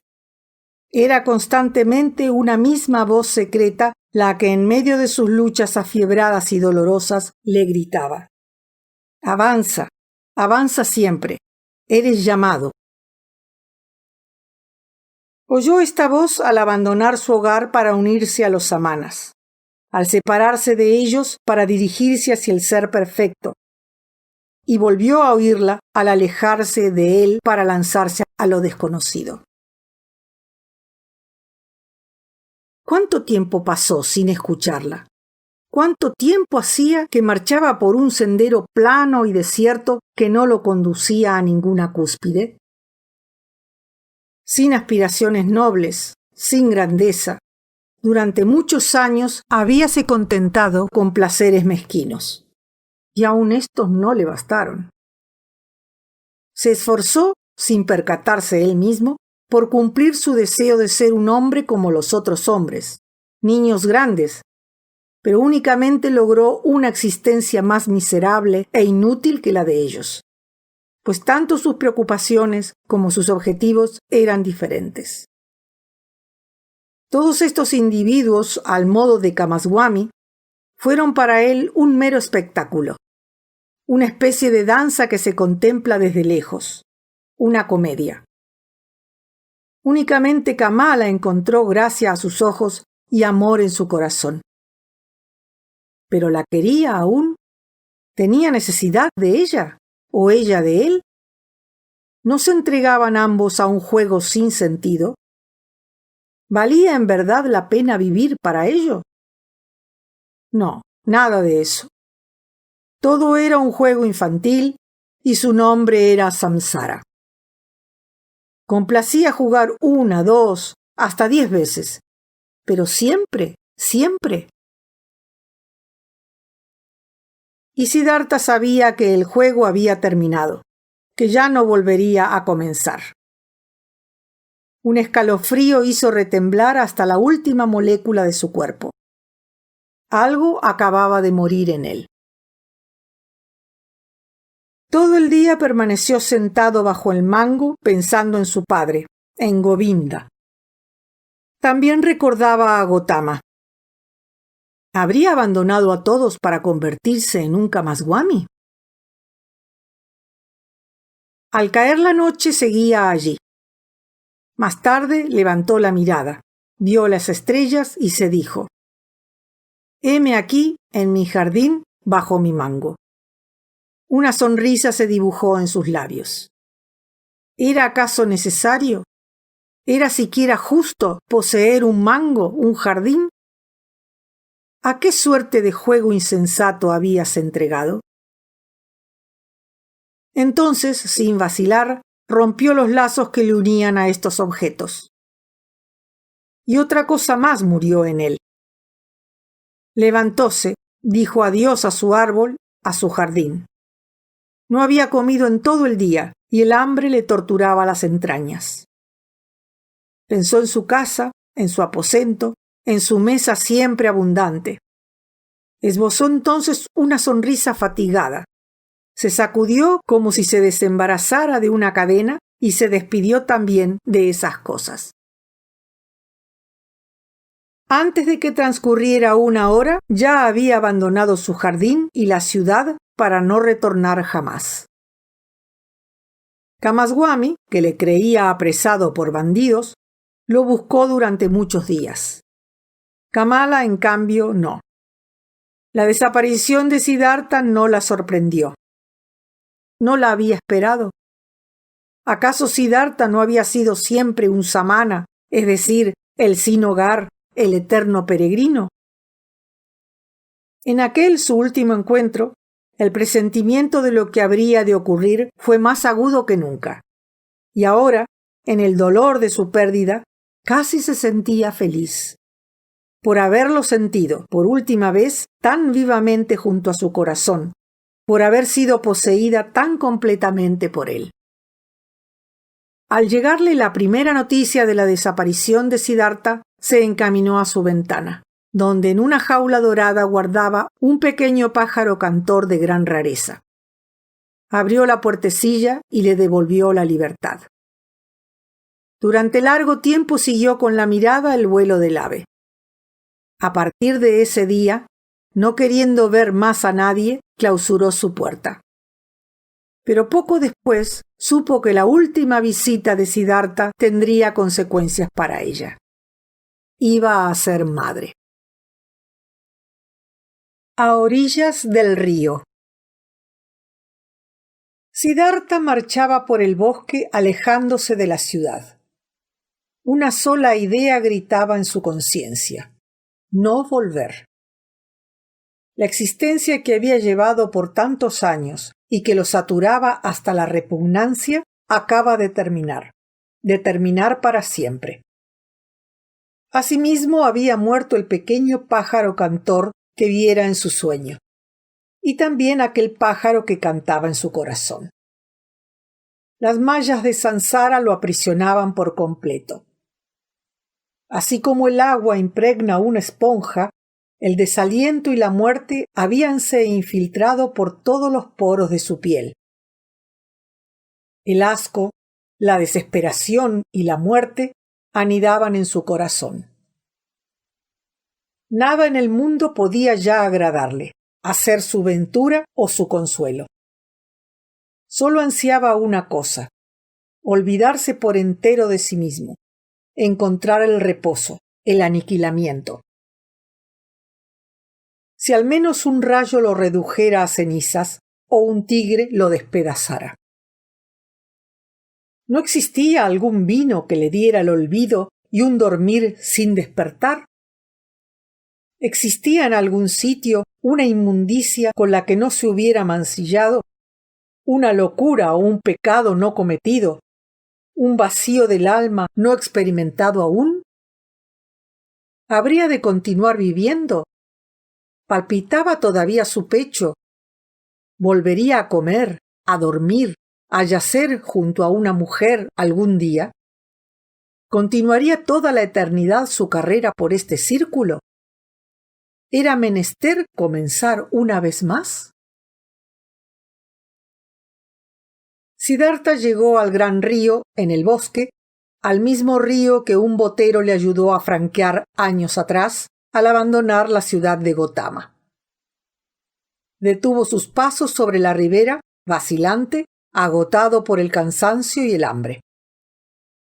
¿Para qué continuar marchando en semejante estado? ¿Hacia dónde enderezar sus pasos? En verdad, ya no tenía meta ninguna, sino un solo deseo, ardiente y doloroso: escapar a la pesadilla que le obsedía, vomitar el insípido vino ingerido, terminar de una vez por todas con su existencia de torturas e ignominias. A orillas del río se erguía un cocotero cuyo tronco se inclinaba hacia la corriente. Apoyándose contra él, Siddhartha se puso a contemplar el correr incesante del agua. Y a cada momento que pasaba, crecía en su alma el deseo de que el río lo sepultara. El abismo aterrorizador que se abría ante sus ojos se ajustaba demasiado bien al vacío espantoso de su alma. Sí, el fin había llegado. matar su vida miserable, romper en pedazos esta carne infeliz y arrojar los restos a los pies de los dioses burlones. Era el gran vómito que ansiaba, la muerte, la aniquilación de ese molde que terminara por odiar. Que los peces se alimentaran, pues, con sus despojos, con los despojos de Siddhartha, de ese loco de alma afeminada y pervertida, que devorasen su cuerpo gastado y podrido, que los cocodrilos hicieran de su cuerpo sustento y que todos los demonios se lo repartieran. Con el rostro desencajado, miraba obstinadamente la triste figura que se espejaba en el río. Escupió de asco. El intenso cansancio aflojó sus brazos. Se inclinó un poco para dejarse caer en lo insondable y desaparecer. Con los ojos cerrados se deslizaba hacia la muerte que lo absorbía. Fue en ese momento que en las más escondidas cimas de su alma, en lo más lejano de su existencia miserable, escuchó un sonido. No era más que una palabra, una sílaba. Su voz la había proferido instintivamente como en un soplo.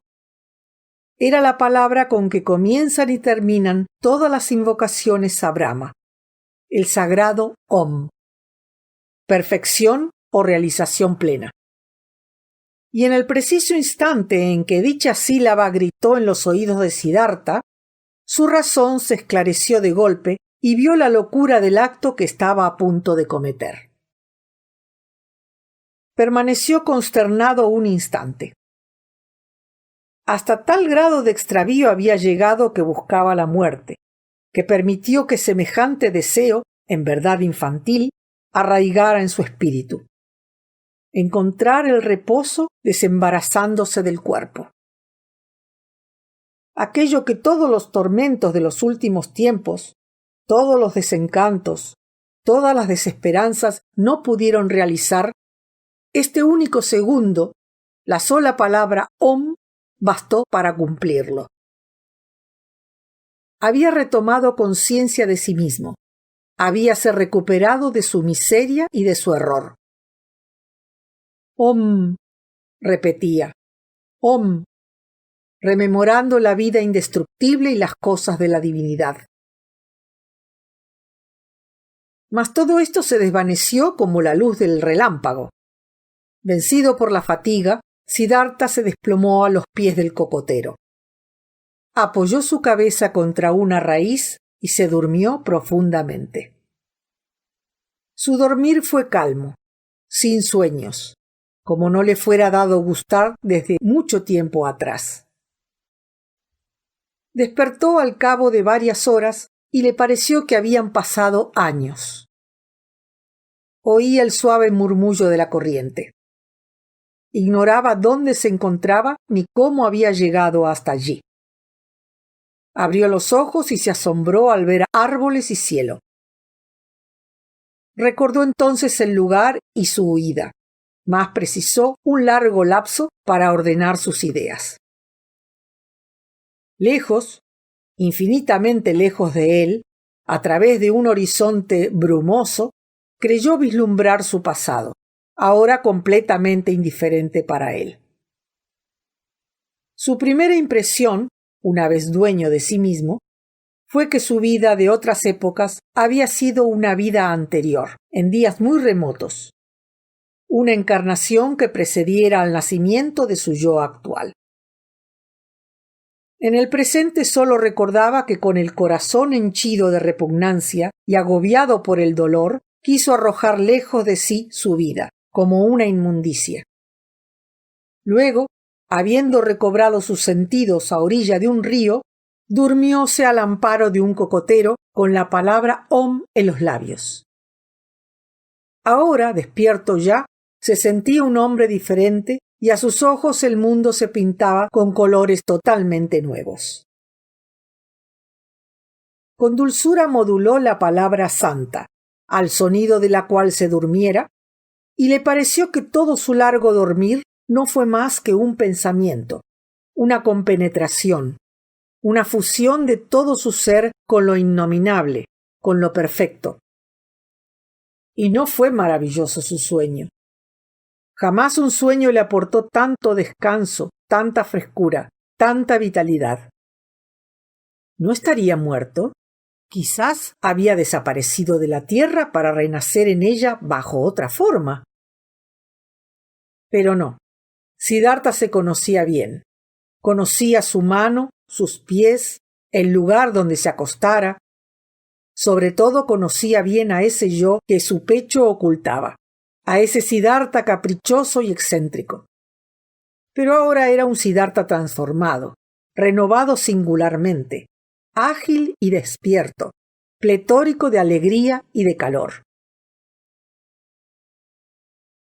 Siddhartha se puso de pie y vio entonces frente a él a un hombre, un extranjero vestido con la túnica amarilla de los monjes, con la cabeza afeitada y en actitud de profunda meditación. Observó a este hombre sin pelo ni barba e inmediatamente reconoció en él a su amigo de juventud, a Govinda, el que se refugiara en el Buda sublime. También Govinda había envejecido, pero en su rostro dibujábanse siempre idénticos rasgos que hablaban de fervor, de bondad y de esfuerzo en la meditación. Cuando Govinda, al sentir la mirada de Siddhartha pesar sobre él, levantó los ojos y lo contempló, Siddhartha advirtió que no lo reconocía. Govinda parecía contento de verlo despierto por fin, pues sin duda se hallaba allí hacía largo rato, aguardando su despertar, pese a que el durmiente era un extraño para él. «He dormido», le dijo Siddhartha. «¿Qué haces tú aquí?» «En efecto, has dormido», respondió Govinda. «Mas es una imprudencia dormir en este paraje tan concurrido por serpientes y bestias de la selva. Soy un discípulo del sublime Gotama, el Buda, el Sakyamuni, y cruzando por aquí con algunos de los nuestros, debí yacer dormido en lugar arriesgado. Traté de despertarte en un principio, oh extranjero, pero tu dormir profundo resistió y me separé de la comitiva para cuidarte. Y también yo, que debía velar sobre ti, sucumbí al cansancio. Por cierto que he cumplido mal mi deber. Pero hete aquí ya despierto. Permite que me reúna a mis hermanos». «Las gracias te sean dadas, Samana, por haber velado mi sueño», dijo Siddhartha. «Todos vosotros, discípulos del sublime, sois harto caritativos. Parte pues ahora, ya que lo deseas». «Sí, extranjero, me voy. Que la salud te acompañe siempre». «Gracias, Samana». Govinda se inclinó y dijo: «Adiós». «Adiós, Govinda», respondió Siddhartha. El monje se detuvo. «Perdóname, oh extranjero, ¿cómo sabes tú mi nombre?» Siddhartha sonrió. «Te conocí, oh Govinda, en la cabaña de tu padre.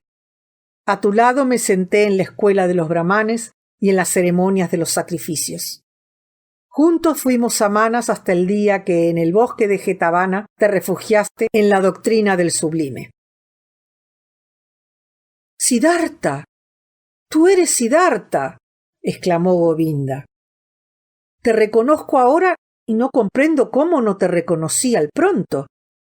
Bienvenido, oh Siddhartha, feliz me hace el volver a verte».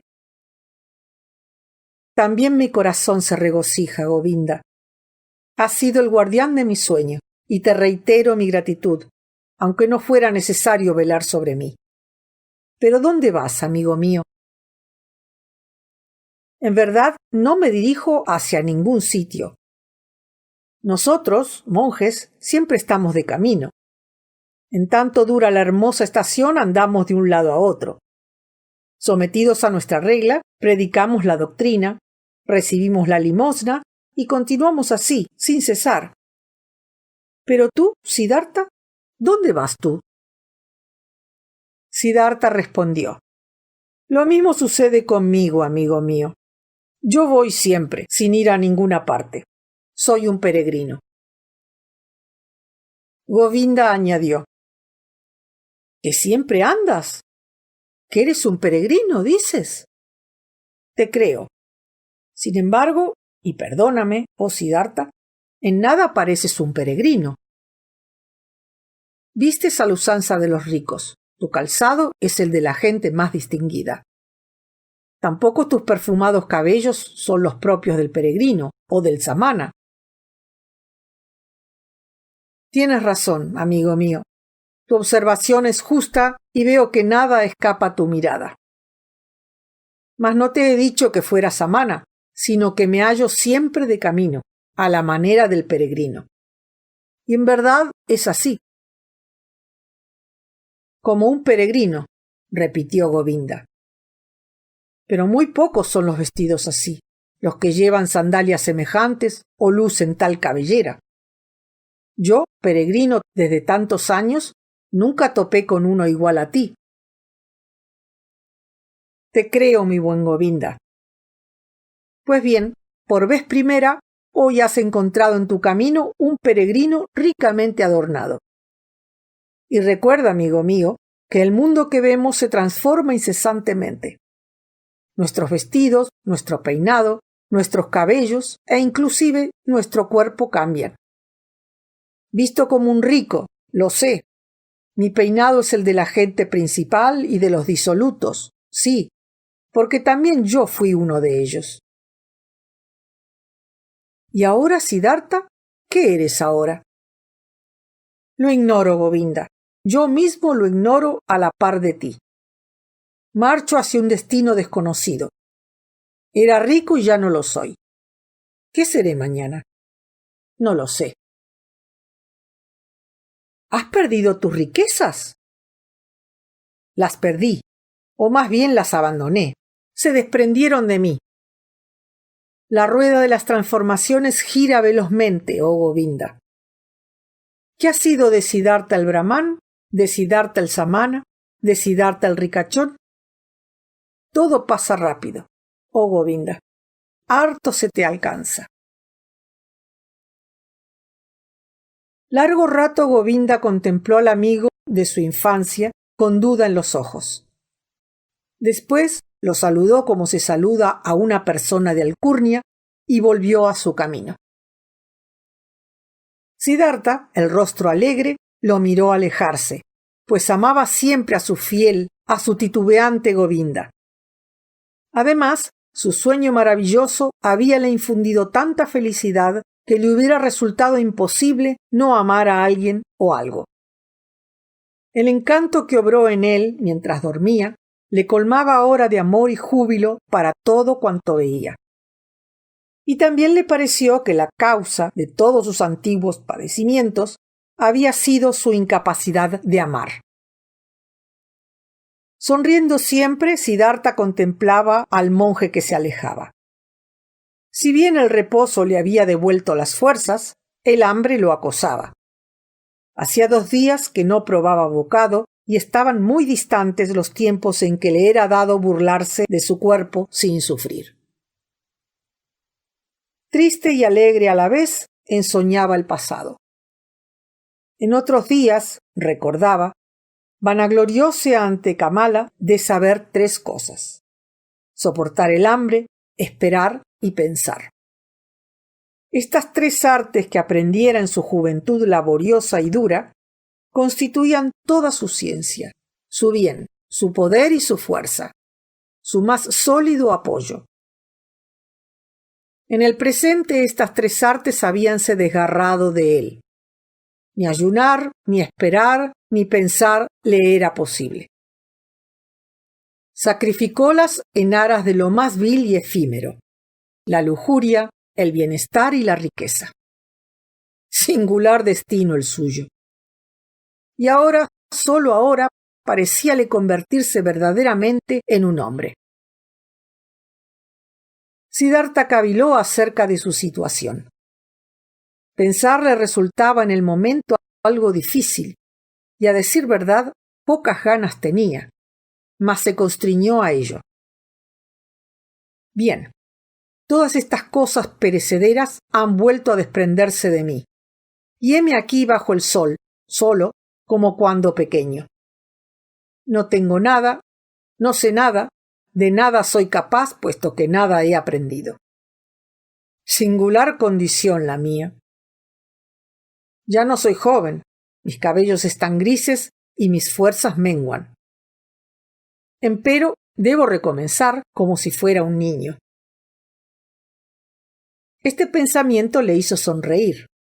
En verdad, su destino era extraño.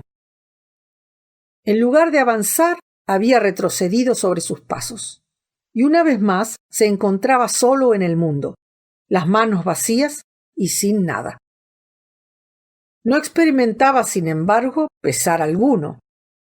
Al contrario, más bien se sentía movido a reír de su situación, a reírse de sí mismo y del mundo entero, tan grotesco y tan loco. Vamos, se dijo, me deslizo hacia el fin. Y al pronunciar estas palabras, su mirada se detuvo sobre el río. También éste deslizábase en pendiente, prosiguiendo su carrera a través de los campos, siempre hacia abajo cantando su alegre canción, su murmullo feliz. Complacióle la similitud y envió al río una amistosa sonrisa. ¿No era el mismo río en el cual un día, hacía un siglo quizás, quiso ahogarse? ¿O fue un sueño? Curiosa vida la mía, decíase en su corazón. ¿Por qué extraños desvíos me ha llevado? De pequeño únicamente me ocupaba de los dioses y de los sacrificios. Adolescente no soñaba más que en los ejercicios espirituales, en reflexiones y meditaciones. Buscaba a Brahma y veneraba lo eterno en el Atman. Poco después me uní a los monjes penitentes. Viví en el bosque a merced del calor y del frío. Aprendí a ayunar y a matar lentamente mis sentidos. Más tarde, a través de la doctrina del gran Buda, el saber y la ciencia de la unidad del mundo se me revelaron de manera tan milagrosa que la asimilé al punto de identificarme con ella.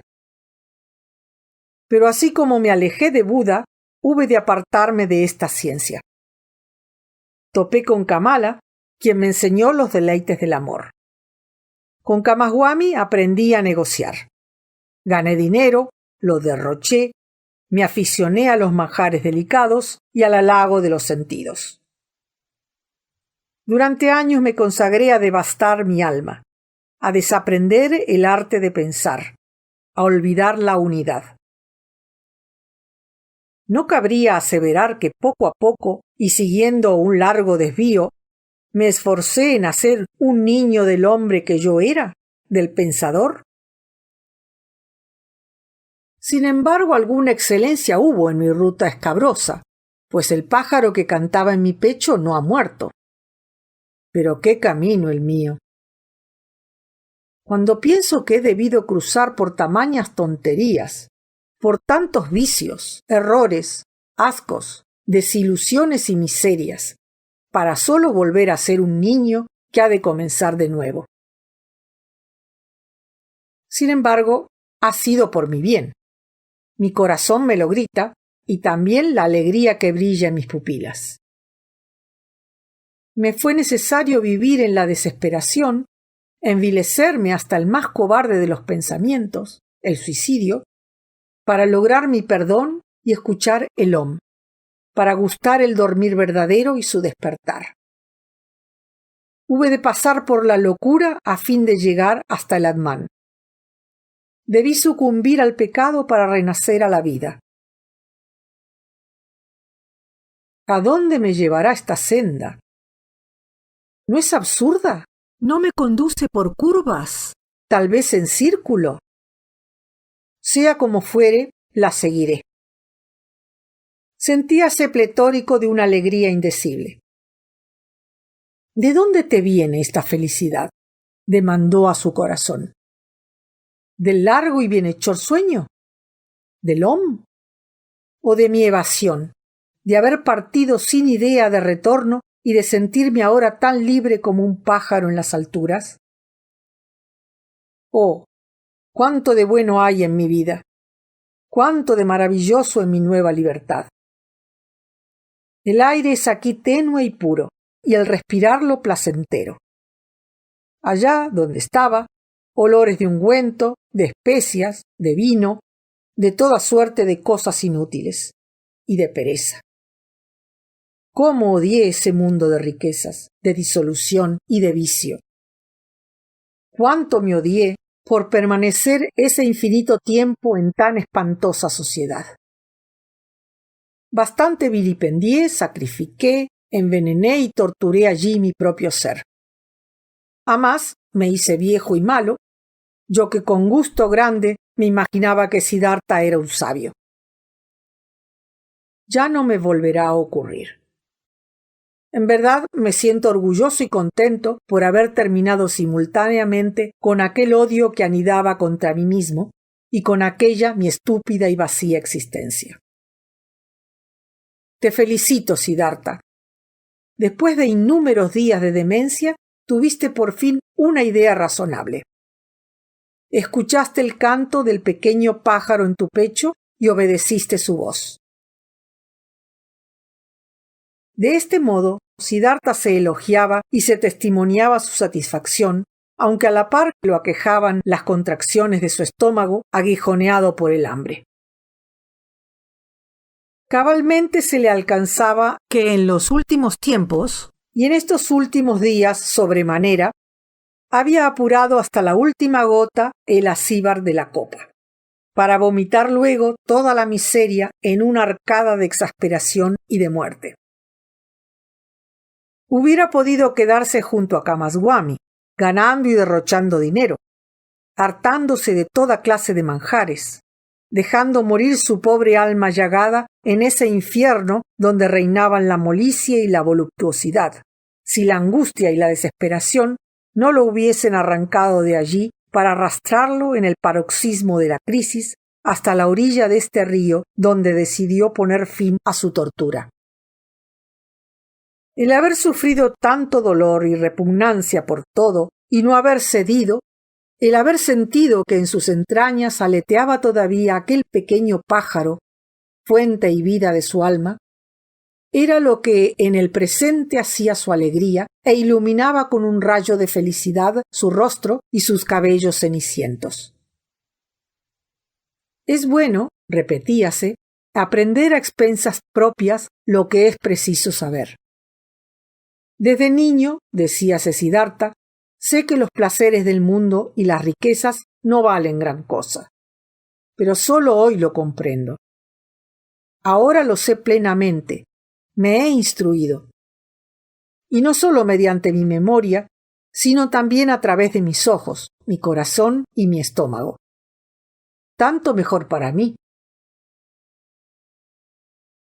Durante largo rato permaneció ensimismado, escuchando el canto jubiloso de su pequeño pájaro. No, la avecilla no había muerto como lo creyera. Lo que acababa de morir era otra cosa que en él tendía desde tiempo atrás hacia la muerte. ¿Y no era eso justamente lo que había intentado destruir en otras épocas? ¿En aquellos años consagrados a la penitencia? Era su yo. Ese yo mezquino, ambicioso y soberbio contra el que pugnara a través de horas interminables. El que siempre lo venció y que después de cada victoria renacía para vedarle el gozo e inspirarle el temor. ¿No era él a quien hoy había destruido definitivamente allí, en el bosque, a orillas del espléndido río? ¿Y no era este aniquilamiento el que ahora le hacía tan confiado como un niño, que desterraba de él el miedo y lo colmaba de alegría? Entonces Siddhartha empezó a percatarse de su inútil brega contra ese yo cuando había sido brahmán y monje penitente. El exceso de ciencia, de versos sagrados, de prescripciones rituales, de mortificación, de acción y de fervor le impidió triunfar. Enorgullecíale ser siempre el más inteligente, el más cumplido, el más adelantado, el sacerdote, el sabio. Pero en ese sacerdocio, en ese orgullo, en esa inteligencia, se deslizó y alojó su yo, en tanto él imaginaba ser capaz de matarlo mediante ayunos y penitencias. Hoy comprendía bien la cordura de la voz misteriosa y que ningún maestro hubiera podido salvarlo. Era esta la razón que lo impulsó a andar por el mundo, a perderse entre placeres y riquezas, junto a poderosos y a mujeres, a convertirse en mercader, en jugador, borracho y avaro, hasta que el sacerdote y el samana perecieron en él. Por ello hubo de continuar soportando años terribles de existencia repelente, absurda y vacía, hasta sumirse en la más cruenta desesperación, hasta que el libertino, el hombre ávido de riquezas que era Siddhartha, murió. Y por cierto que estaba bien muerto. El dormir del antiguo Siddhartha había engendrado un Siddhartha nuevo. También éste envejecería y un día habría de morir. Siddhartha pasaría como todas las cosas, mas por el instante sentíase henchido de juventud y como un niño se daba por entero a su alegría. Estos pensamientos poblaban su espíritu, mientras que, siempre sonriente, escuchaba el ruido de su estómago hambriento y el zumbido de una abeja. Satisfecho, contemplaba las aguas deslizantes del río. Nunca le habían causado tanto placer. Jamás discernió de manera tan agradable y tan nítida la voz y la enseñanza de estas aguas fugitivas. Creyó entender que el río tenía algo especial que decirle, algo que todavía ignoraba, algo que le esperaba. Y en este río quiso Siddhartha poner fin a sus días. En realidad era el Siddhartha viejo, cansado y dolorido, el que se anonadara sumergiéndose entre la espuma del oleaje. Pero el hombre nuevo, Siddhartha, lo amaba ya profundamente, y en su alma decidía no alejarse pronto.